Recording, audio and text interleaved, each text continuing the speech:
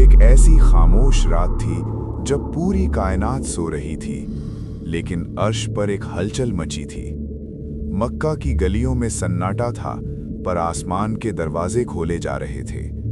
क्या आपने कभी सोचा है कि कोई इंसान एक ही पल में हजारों साल का सफर कैसे तय कर सकता है? आज की रात वही रात है जब कायनात के मालिक ने अपने महबूब को मिलने के लिए बुलाया था।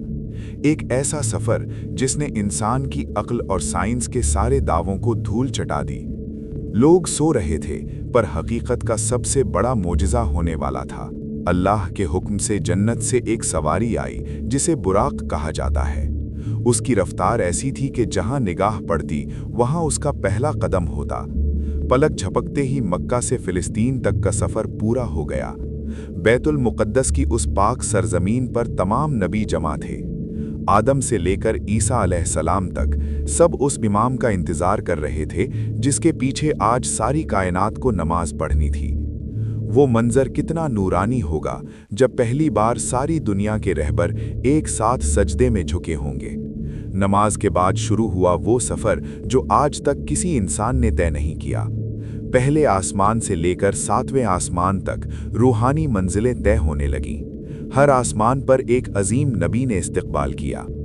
हज़रत आदम की दुआएं मिलीं, हज़रत ईसा और यहया की मुस्कुराहट मिली, हज़रत यूसुफ का नूर देखा और हज़रत मूसा और इब्राहीम अलैहिस्सलाम के दीदार हुए।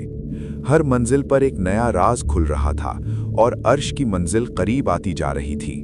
सफ़र करते करते वो मुकाम आया जहाँ कायनात की सरहद ख़त्म होती है, सिदरतुल मुंतहा, एक ऐसा नूरानी दरख्त जिसकी चमक को बयान करना मुमकिन नहीं। यहाँ पहुँचकर हज़रत जिब्रील रुक गए।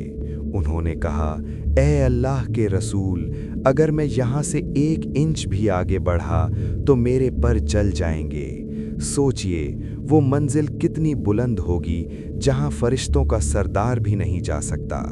अब महबूब अपने खालिक से मिलने के लिए तन्हा आगे बढ़ रहा था। यहाँ से वो राज शुरू होता है जिसे सिर्फ देखने वाला जानता है या दिखाने वाला। अब कोई पर्दा नहीं था, कोई दूरी नहीं थी। हज़रत मोहम्मद सल्लल्लाहु अलैहि वसल्लम अल्लाह के इतने करीब पहुँच गए जैसे 2 कमानों के बीच का फासला। वो लम्हा कायनात का सबसे बड़ा लम्हा था। अल्लाह और उसके महबूब के बीच क्या बातें हुईं, ये एक ऐसा राज है जिसे कुरान ने भी औहा यानी जो चाहा वो वही की कहकर छुपा लिया। अल्लाह ने अपने नबी को अपनी निशानियां दिखाईं और अपनी उम्मत के लिए वो सबसे कीमती तोहफा दिया जिसे हम नमाज कहते हैं। ये वो मुलाकात थी जिसने ज़मीन और आसमान के सारे फासले मिटा दिए। जब ये अजीम सफ़र मुकम्मल हुआ और नबी करीम सल्लल्लाहु अलैहि वसल्लम वापस अपनी जगह पर तशरीफ़ लाए तो एक और मोजिज़ा हुआ। वक्त ठहर गया था। दरवाजे की वो कुंडी जो जाते वक्त हिल रही थी वो अब भी हिल रही थी। वज़ू का पानी अब भी बह रहा था और बिस्तर की गर्मी अब भी महसूस हो रही थी। हज़ारों साल का सफ़र वक्त के एक छोटे से हिस्से में पूरा हो गया। जब मक्का वालों को ये बात बताई गई तो उनके होश उड़ गए, लेकिन सिद्दीक़ अकबर ने बिना देखे कह दिया, अगर सूरतुल दो आलम ने ये फरमाया है तो फिर ये सच है।